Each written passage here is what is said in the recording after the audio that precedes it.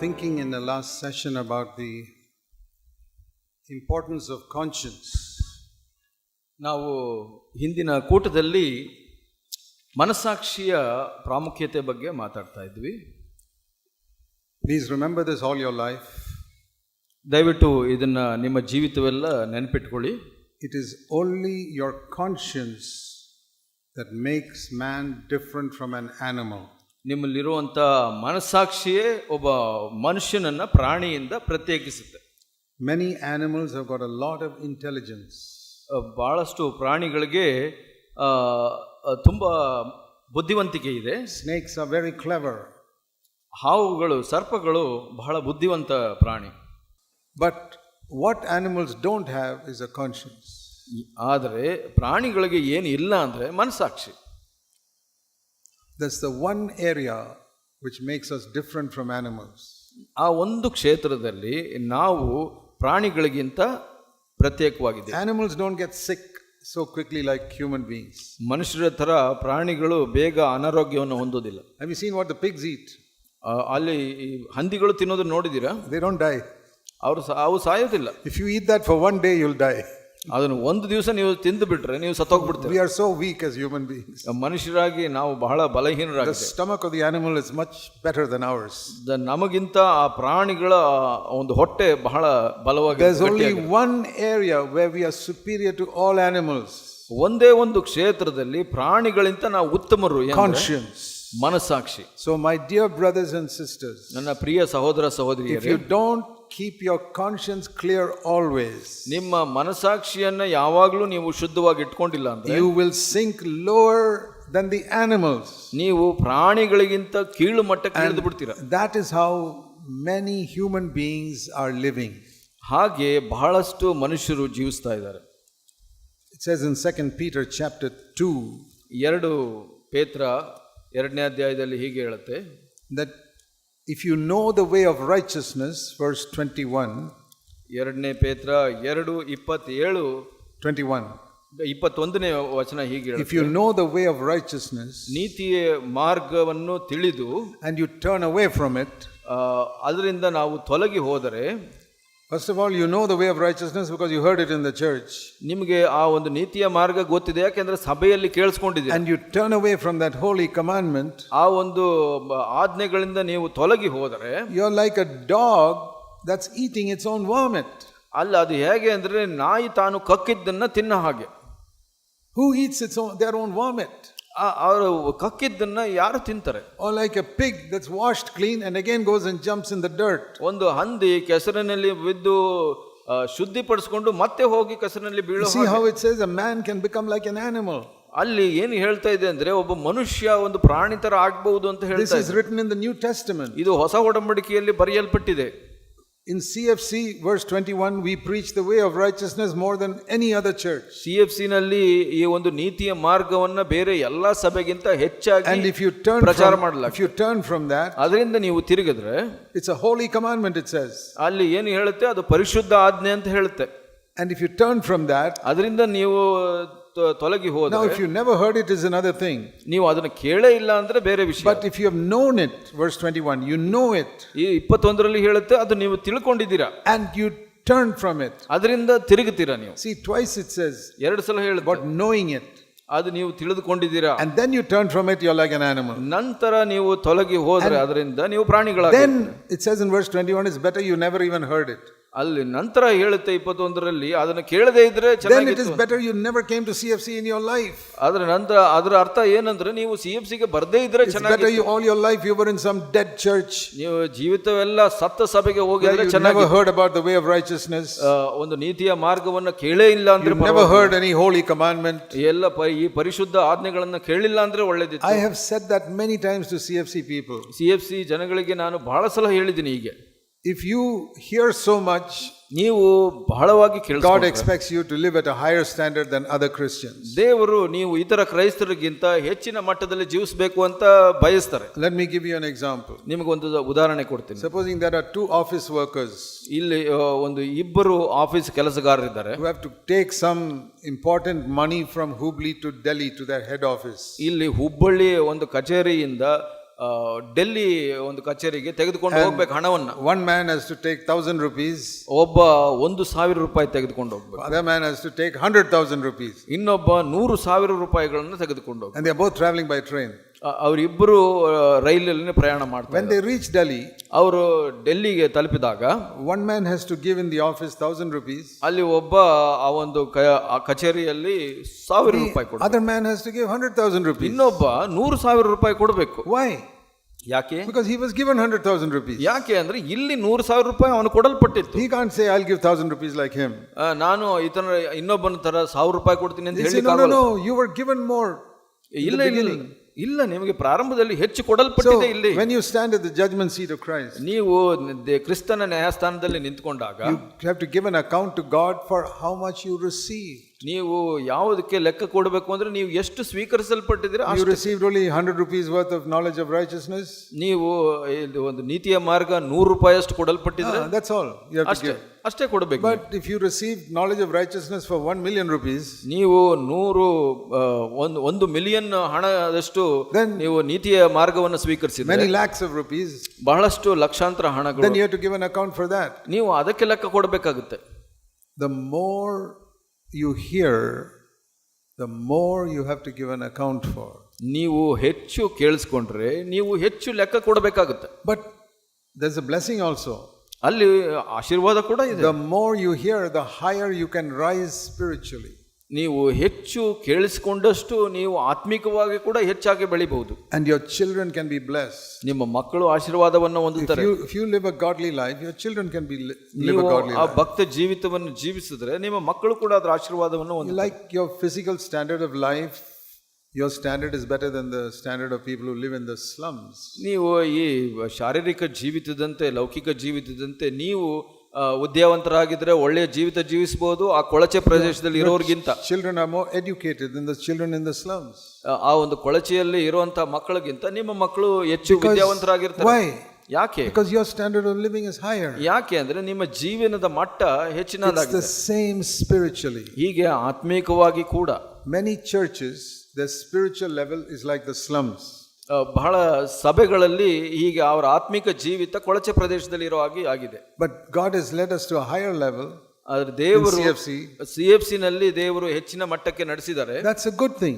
ಅದು ಬಹಳ ಒಳ್ಳೆಯದು. Isn't it a good thing that your standard of living is higher so that your children can get a better education? ಇದು ಒಳ್ಳೆಯದಲ್ವಾ? ನಿಮ್ಮ ಜೀವನದ ಮಟ್ಟ ಹೆಚ್ಚಾದ್ರೆ ನಿಮ್ಮ ಮಕ್ಕಳಿಗೆ ಒಳ್ಳೆ ವಿದ್ಯಾಭ್ಯಾಸ ಸಿಗುತ್ತೆ. If we have more understanding of the way of righteousness, our children must be much more godly than children in other churches. ನೀವು ಹೆಚ್ಚು ಈ ಒಂದು ನೀತಿಯ ಮಾರ್ಗವನ್ನು ತಿಳಿದಿದ್ರೆ ನಿಮ್ಮ ಮಕ್ಕಳ ಆತ್ಮಿಕ ಜೀವಿತ ಹೆಚ್ಚಾಗಿರುತ್ತೆ ಇತರ ಸಭೆಗಳಿರೋರ್ಗಿಂತ. That's a blessing.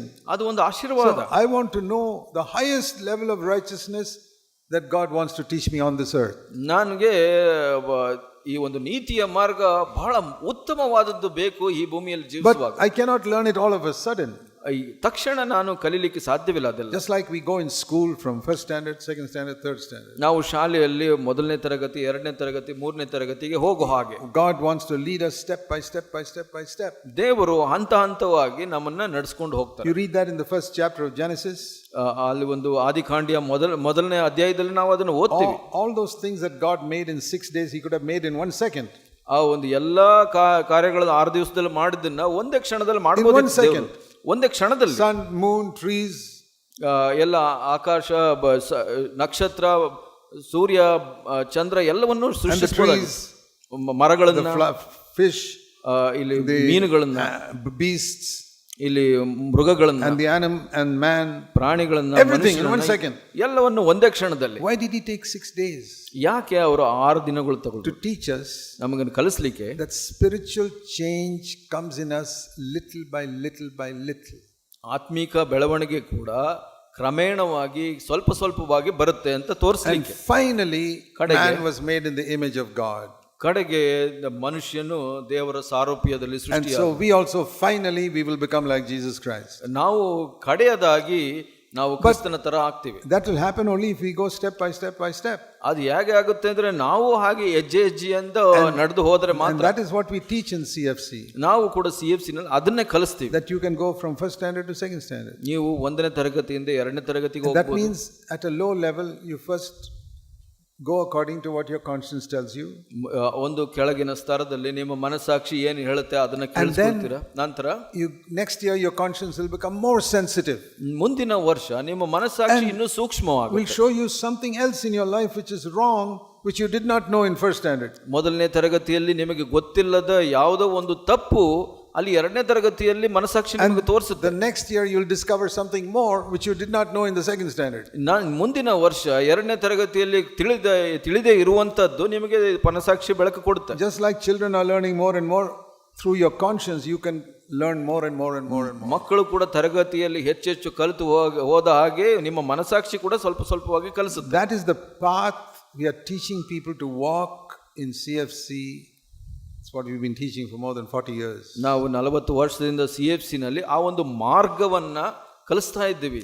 ಸ್ವಲ್ಪ I have discovered things in my life which I did not know last year. ನಾನು ನನ್ನ ಜೀವಿತದಲ್ಲಿ ಕೆಲವು ವಿಷಯಗಳನ್ನು ಕಂಡುಕೊಂಡೆ, ಅದು ನನಗೆ ಕಳೆದ ವರ್ಷ ಗೊತ್ತಿರಲಿಲ್ಲ. Many things like anger and telling lies and all, those all we learned right at the beginning, first standard itself. ಸಿಟ್ಟುಕೊಳ್ಳೋದು ಮೊದಲನೇ ತರಗತಿಯಲ್ಲೇ ಕಲಿತು, ಸಿಟ್ಟುಕೊಳ್ಳೋದು, ಸುಳ್ಳು ಹೇಳೋದು, ಅದನ್ನೆಲ್ಲ ನಾವು ಒಂದನೇ ತರಗತಿಯಲ್ಲಿ ಕಲಿತು ಬಿಡ್ತೀವಿ. Getting offended with what somebody said about me or ಯಾರೋ ಹೇಳಿದ್ರ ಬಗ್ಗೆ ನಾವು ಬೇಸರ. Those are all first standard examinations we must pass very quickly. ಅದೆಲ್ಲ ಬಹಳ ಬೇಗ ಕಲ್ತ್ಕೊಂಡ್ಬಿಡ್ಬೇಕು ಒಂದನೇ ತರಗತಿ ಪರೀಕ್ಷೆಯಲ್ಲಿ. Then there are more subtle things. ಇನ್ನು ಒಂದು ಚತುರವಾದದ್ದು selfishness, ಸ್ವಾರ್ಥ, or some spiritual pride. ಆತ್ಮಿಕ ಅಹಂಕಾರ. Those are like onions. You peel off one layer, you discover another layer underneath. ಅದು ಒಂದು ನೀರುಳ್ಳಿ ಹಾಗೆ ಒಂದೊಂದಾಗಿ ಪದರವಾಗಿ ತೆಗೆದ ಹಾಗೆ. And we have to discover it and peel it off. ಅದನ್ನ ನಾವು ಕಂಡುಕೊಂಡ ಹಾಗೆ ಅದನ್ನ ನಾವು ಬಿಡಿಸ್ಕೊಳ್ತಾ ಹೋಗ್ತೀವಿ. You will never discover it if you don't keep your conscience clear. ನೀವು ನಿಮ್ಮ ಮನಸ್ಸಾಕ್ಷಿಯನ್ನು ಶುದ್ಧವಾಗಿ ಇಟ್ಕೊಂಡಿಲ್ಲ ಅಂದ್ರೆ ಅದು ನಿಮಗೆ ಕಾಣಿಸೋದಿಲ್ಲ. So that is why we teach in our church, you must judge yourself every day. ಅದಕ್ಕಾಗಿ ನಮ್ಮ ಸಭೆಯಲ್ಲಿ ನಾವು ಏನು ಕಲಿಸ್ತೀವಿ ಅಂದ್ರೆ ನಿಮ್ಮನ್ನ ನೀವು ನ್ಯಾಯ ತೀರ್ಮಾನ ಮಾಡಬೇಕು. I have done that for many years now. Every day I judge myself. ನಾನು ಪ್ರತಿ ದಿವಸ ಅದನ್ನ ಮಾಡ್ತಾ ಇದ್ದೀನಿ. ಪ್ರತಿ ದಿವಸ ನನ್ನನ್ನು ನಾನು ನ್ಯಾಯ ತೀರ್ಮಾನ ಮಾಡ್ತಾ ಇದ್ದೀನಿ. I say, Lord, show me something in my life which is not yet like Jesus Christ. ಕರ್ತನೇ, ನನಗೆ ತೋರಿಸು ಕ್ರಿಸ್ತನ ತರ ನನ್ನ ಜೀವಿತದಲ್ಲಿ ಯಾವುದಿಲ್ಲ. I don't have to actually say it every day.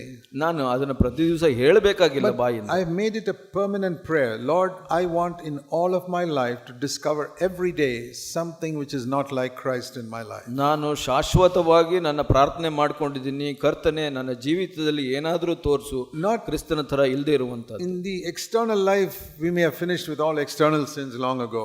ನಮ್ಮ ಹೊರಗಿನ ಪಾಪಗಳನ್ನ ನಾವು ಮೊದಲೇ ಬಿಟ್ಕೊಟ್ಟಿರಬಹುದು. External sins we have to finish with quickly.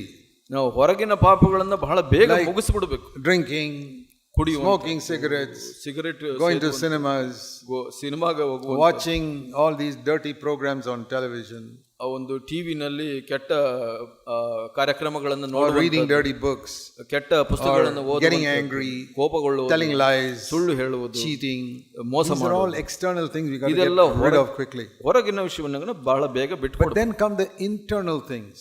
ನಂತರ ಒಳಗಿನ ವಿಷಯಗಳು, bad thoughts, ಕೆಟ್ಟ ಯೋಚನೆಗಳು, wrong attitudes to people, ಕೆಟ್ಟ ಮನೋಭಾವಗಳು ವ್ಯಕ್ತಿಗಳ ಜೊತೆ, pride, ಗರ್ವ, thinking more of myself and not considering the need of others. ಇತರರ ಕೊರತೆಯನ್ನು ನೋಡದೆ ನನ್ನ ಸ್ವಾರ್ಥವನ್ನು ಯೋಚಿಸುವಂತದ್ದು. Those are little areas where we have to learn to become like Jesus Christ. ಇಲ್ಲಿಯೂ ಈ ಚಿಕ್ಕ ಚಿಕ್ಕ ಕ್ಷೇತ್ರಗಳಲ್ಲಿ ನಾವು ಯೇಸುವಿನ ತರ ಆಗಲಿಕ್ಕೆ ಬಯಸಬೇಕು. God will show that to you if he sees that you are eager to find out. ನೀವು ಇದನ್ನ ಕಂಡುಕೊಳ್ಳಲು ಆಸಕ್ತರಾಗಿರೋದನ್ನ ನೋಡಿದ್ರೆ ದೇವರು ನಿಮಗೆ ಕೊಡ್ತಾರೆ. He doesn't put us all in one class like in the schools and say, okay, this is the lesson. ಶಾಲೆಯಲ್ಲಿ ಹೇಳೋ ಹಾಗೆ ನಿಮ್ಮನ್ನು ಎಲ್ಲರನ್ನೂ ಒಂದೇ ತರಗತಿಯಲ್ಲಿ ಹಾಕಿ ಇದೇ ಕಲಿರಿ ಅಂತ ಹೇಳೋದಿಲ್ಲ. The Holy Spirit teaches us one by one. ಪವಿತ್ರಾತ್ಮನು ಒಂದೊಂದಾಗಿ ನಿಮಗೆ ಕಲಿಸ್ತಾನೆ. One by one. ಒಂದೊಂದಾಗಿ. It is like private tuition. ನಿಮಗೆ ಒಂದು ಪ್ರತ್ಯೇಕವಾಗ ಮನೆ ಪಾಠ ಕಲಿಸಿದಾಗ. You know, there are some people who take private tuition for the children. ಕೆಲವರು ಮಕ್ಕಳಿಗೆ ಮನೆ ಪಾಠವನ್ನ ಕೊಡ್ಲಿಕ್ಕೆ Okay, you're bad at mathematics, come, I will teach you mathematics. ಗಣಿತದಲ್ಲಿ ನೀವು ಬಹಳ ಬಲಹೀನರಾಗಿದ್ದೀರಾ, just the teacher and the student one on one. ಒಂದು ಶಿಕ್ಷಕ ಮತ್ತು ಒಬ್ಬ ಶಿಷ್ಯ. That is how the Holy Spirit teaches us. ಹಾಗೆ ಪವಿತ್ರಾತ್ಮನು ಕೂಡ ನಮಗೆ ಕಲಿಸ್ತಾನೆ. one on one. ನಾವು ಒಬ್ಬೊಬ್ಬರಾಗಿ. I thank God for that. ಅದಕ್ಕಾಗಿ ನಾನು ದೇವರಿಗೆ The Holy ಕೃತಜ್ಞತೆ Spirit is ಹೇಳ್ತೀನಿ. teaching me things, He's not teaching you. ಪವಿತ್ರಾತ್ಮನು ನನಗೆ ಏನು ಕಲಿಸ್ತಾ ಇದ್ದಾನೋ ಅದು ನಿಮಗೆ ಕಲಿಸ್ತಾ ಇಲ್ಲ. Because I'm in a different class than you. ಯಾಕೆ ಅಂದ್ರೆ ನಾನು ಬೇರೆ ತರಗತಿಯಲ್ಲಿದ್ದೀನಿ. So He'll teach you certain things. ನಿಮಗೆ ಕೆಲವು He teach ವಿಷಯಗಳನ್ನು me certain things according to my level, you according to your level. ನಿಮ್ಮ ಮಟ್ಟಕ್ಕೆ ಸೇರಿದಂತೆ ನಿಮಗೆ, ನನ್ನ ಮಟ್ಟದಂತೆ ಸೇರಿದಂತೆ ನನಗೆ. That's why I cannot judge another person. ಅದರಿಂದ ನಾನು ಇನ್ನೊಬ್ಬರನ್ನ ನ್ಯಾಯ ತೀರ್ಮಾನ ಮಾಡ್ಲಿಕ್ಕೆ ಆಗೋದಿಲ್ಲ. Supposing one boy is in 10th standard. ಒಬ್ಬ ವಿದ್ಯಾರ್ಥಿ 10ನೇ ತರಗತಿಯಲ್ಲಿ ಇದ್ದಾನೆ. And he looks at his younger brother who's in 1st standard. ಒಬ್ಬ ತನ್ನ ಕಿರಿಯ ಸಹೋದರ 1ನೇ ತರಗತಿಯಲ್ಲಿ ಇರ್ತಾನೆ. He doesn't despise him saying, oh, you don't know all the things I know in mathematics. ಅವನು ಆತನ ಕೀಳಾಗಿ ನೋಡೋದಿಲ್ಲ, ನನಗೆ ಗೊತ್ತಿರುವಂಥದ್ದೆಲ್ಲ ನಿನಗೆ ಗೊತ್ತಿಲ್ಲ ಅಂತ. Why don't you know algebra and geometry and all that? Algebra, ಈ ಜಿಯೋಮೆಟ್ರಿ ಇದೆಲ್ಲ ನಿನಗೆ ಯಾಕೆ ಗೊತ್ತಿಲ್ಲ ಅಂತ First ಹೇಳೋದಿಲ್ಲ. standard they don't learn all that. ಯಾಕೆ ಅಂದ್ರೆ 1ನೇ ತರಗತಿಯಲ್ಲಿ ಅದೆಲ್ಲ ಕಲಿಸೋದಿಲ್ಲ. If a 10th standard student judges a 1st standard student for not knowing algebra and geometry, ಇಲ್ಲಿ 10ನೇ ತರಗತಿ ಹುಡುಗ 1ನೇ ತರಗತಿ ಹುಡುಗನ್ನ ನಿನಗೆ ಇದೆಲ್ಲ ಗೊತ್ತಿಲ್ಲ ಅಂತ ಕೀಳಾಗಿ ನೋಡಿದ್ರೆ, who is foolish? ಯಾರು ಮೂರ್ಖ ಅಲ್ಲಿ? The 10th standard student is foolish. 10ನೇ ತರಗತಿ ವಿದ್ಯಾರ್ಥಿ. So that is why we must not judge one another. ಅದಕ್ಕಾಗಿ ನಾವು ಇನ್ನೊಬ್ಬರನ್ನ ನ್ಯಾಯ ತೀರ್ಮಾನ ಮಾಡಬಾರ್ದು. We must not judge the other person because that person may not be in the same class as you. ಇನ್ನೊಬ್ಬರನ್ನ ನೋಡಿ ನಾವು ನ್ಯಾಯ ತೀರ್ಮಾನ ಮಾಡಬಾರ್ದು. ಯಾಕೆ ಅಂದ್ರೆ ಅವನು ನಿಮ್ಮ ತರಗತಿಯಲ್ಲಿ ಇರದೇ ಇರಬಹುದು. You must not judge your wife because she may not have learned that subject which you have already learned. ನಿಮ್ಮ ಹೆಂಡತಿಯನ್ನು ಕೂಡ ನ್ಯಾಯ ತೀರ್ಮಾನ ಮಾಡಬಾರ್ದು. ಯಾಕೆ ಅಂದ್ರೆ ನೀವು ಕಲಿತಾ ಇರೋ ಆ ಒಂದು ವಿಷಯವನ್ನ ಆಕೆ ಕಲಿತಾ ಇಲ್ಲದೆ ಇರಬಹುದು. Sometimes the wife is in a higher class, then she should not judge her husband because he has not learned those subjects in the Christian life. ಕೆಲವು ಸಲ ಹೆಂಡತಿ ಹೆಚ್ಚಿನ ಮಟ್ಟದಲ್ಲೇ ಇರಬಹುದು, ಹೆಚ್ಚಿನ ತರಗತಿಯಲ್ಲಿ ಇರಬಹುದು, ಗಂಡನನ್ನ ನ್ಯಾಯ ತೀರ್ಮಾನ ಮಾಡಬಾರ್ದು. ಯಾಕೆಂದ್ರೆ ಆತನಿಗೆ ಬೇರೆ ವಿಷಯಗಳಿರಬಹುದು.